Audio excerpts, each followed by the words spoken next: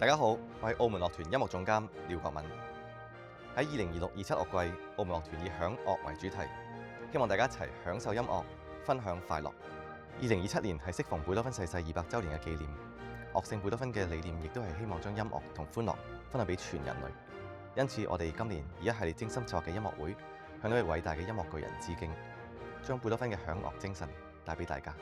樂季開幕音樂會《永恆貝多芬》，我哋邀請到榮獲第19屆蕭邦國際鋼琴大賽冠軍嘅華裔鋼琴家陸日軒，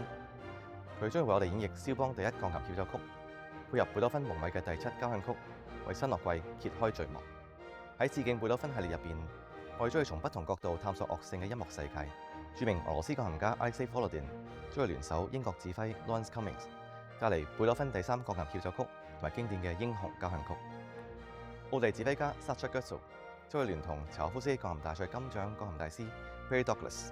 合力呈現貝多芬命運交響曲同埋第5鋼琴協奏曲《皇帝》兩部曠世巨作。我哋更特別推出咗貝多芬在澳門系列，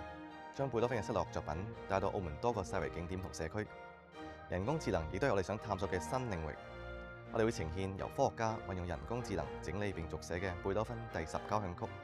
聯同馬勒第10未完成交響曲，帶大家探索音樂同未來科技嘅無限可能。樂季閉幕音樂會，我哋邀請咗柏林愛樂樂團首席，呈現經典嘅貝多芬小提琴協奏曲，而樂團更加會以貝多芬第9交響曲歡樂頌為整個樂季畫上句號。除咗貝多芬系列，今個樂季亦都匯聚咗多位國際頂尖大師，奧地指揮家 Christian Arming、俄羅斯鋼琴家 Denis Matsuev、小提琴大師 Bybus Bit 等等，亦都會陸續登場。此外，澳門樂團將喺主教座堂呈現布魯克勒臨終嘅第9交響曲，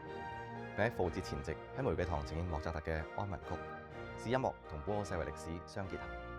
深受觀眾喜愛嘅戶外盛事星光草地交響樂，今年邀請到廣受歡迎嘅唱作歌手馮允謙 J 風同澳門樂團同台，喺星光下帶嚟流行與交響樂交織嘅迷人夜晚。慶祝澳門回歸祖國27週年音樂會上，我哋特別推出音樂與運動的對話音樂會。國家級乒乓球選手、世界冠軍朱裕玲同張怡玲驚喜跨界，同澳門樂團合作，同台演繹創意十足嘅乒乓協奏曲。而喺除夕跨年之夜，澳門樂團將會同獲得威尼斯雙年展銀獅獎、來自北京嘅圖身體劇場合作，結合中國現代舞蹈同交響樂，打造獨一無二嘅新年體驗。喺情人節之際，澳門樂團將會以音樂同影像帶大家走過一場夢幻嘅光影之旅，呈現荷里活當代傑作，希望能為每一對摯愛獻上一個浪漫溫馨嘅晚上。而喺兒童節前夕，澳門樂團將會用音樂帶大家去到巴黎嘅一間廚房，親身體驗一個滿載美味與歡笑嘅奇幻故事，絕對係不容錯過嘅親子節目。今個樂季，澳門樂團將會推出全新嘅管風琴系列，喺主教座堂聆聽樂器之王嘅澎湃音色。而喺實驗劇場系列入邊，我哋會延續上一個樂季超人氣親子活動《寶寶的第一場音樂會》。除咗一系列令人期待嘅音樂會，澳門樂團喺未來1年將會繼續出現喺更多社區、學校同埋世遺景點，甚至更多你意想不到嘅地方。我哋都會堅持培育新一代音樂人才，好似《未來的希望》、《藝雷初陣》等節目，以及第1屆澳門青年樂師培訓計劃，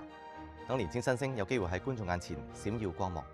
一個精彩嘅樂季離不開每一位樂迷嘅支持同參與。